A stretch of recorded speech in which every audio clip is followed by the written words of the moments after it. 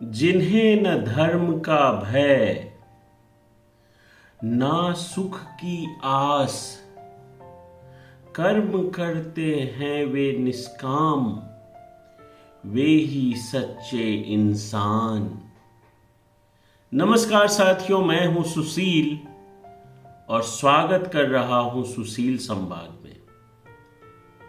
साथियों, आज का विषय है निष्काम। निष्काम की महिमा बहुत गहरी और बहुत महत्वपूर्ण है, विशेष रूप से हिंदू सनातन धर्म के संदर्भ में। निष्काम का अर्थ होता है बिना किसी स्वार्थ या व्यक्तिगत लाभ की कामना किए हुए। यह वह अवस्था है जब व्यक्ति अपने कर्मों को केवल कर्तव्य के रूप में करता है, न कि किसी लाभ या पहचान के लिए। भगवान श्री कृष्ण ने भगवत गीता में निष्काम कर्म की महिमा को स्पष्ट रूप से समझाया है। गीता के 2.47 श्लोक में कहते हैं कि तुम्हारा कर्तव्य केवल कर्म करना है, उसका परिणाम भगवान के ऊपर छोड़ दो। इस श्लोक में निष्काम कर्म की प्रमुखता को दर्शाया गया है। निष्काम कर्म का मतलब है अपने कार्यों को ईश्वर के लिए अर्पित करना, बिना किसी परिणाम की अपेक्षा किए। इससे मानसिक शांति, संतोष और आत्मिक उन्नति प्राप्त होती है। पर साथियों, हमारे आपके जैसे सांसारिक लोग जब हम कोई भी कार्य करते हैं तो हम चाहते हैं कि अगर हम ये कार्य कर रहे हैं तो उसका फल क्या मिलेगा, वे पहले से अनुमान लगा लेते हैं। अगर हम खेत में बीज बोते हैं तो हम चाहते हैं कि उस बीज से क्या फसल आएगा, उसकी अपेक्षा, उसकी इच्छा हम पहले कर लेते हैं। लेकिन आध्यात्म में इसकी मनाही है। अध्यात्म ये कहता है कि आपके अधिकार क्षेत्र में कर्म करना है। आप कर्म करिए, फल की चिंता मत करिए, क्योंकि अगर आप कर्म करेंगे तो फल तो आएगा ही।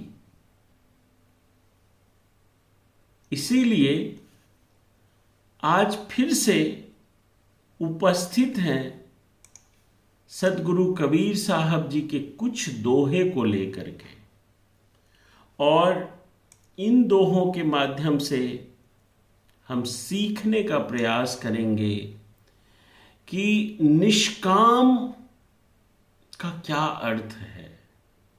और जितने भी संत या सदगुरु या जितने भी धार्मिक प्रीचर हुए हैं, धर्म संदेश देने वाले गुरुजन हुए हैं, वो सब कहते हैं कि निष्काम कर्तव्य करिए, निष्काम भक्ति करिए।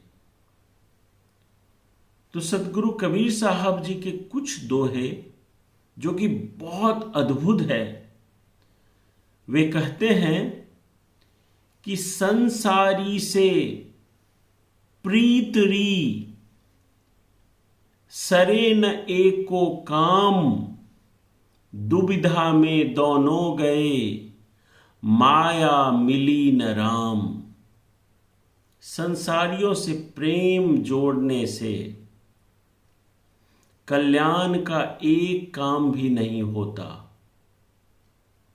दुविधा में तुम्हारे दोनों चले गए, न माया हाथ लगेगी, न स्वरूप स्थिति होगी। स्वरूप स्थिति का मतलब न आपका कल्याण होगा। जिस ईश्वर को आप प्राप्त करना चाहते हैं न वो होगा। अतः जगत से निराश होकर अखंड वैराग्य करो। निराश शब्द थोड़ा सा अटपटा लग रहा है मुझे। जगत से मोह ना करो और अखंड वैराग्य रहो। इसका मतलब यह है कि जब हमें इस बात की अनुभूति हो जाती है कि वास्तव में हमें, आपको, हम सबको एक न एक दिन इस धराधाम से जाना है, यही अटल सत्य है। तो जब इस बात की हमें ज्ञान हो जाता है, अनुभूति हो जाती है, तब हम निष्काम कोई भी कार्य करते हैं। लेकिन दुर्भाग्य की बात यह है कि हम सब लोग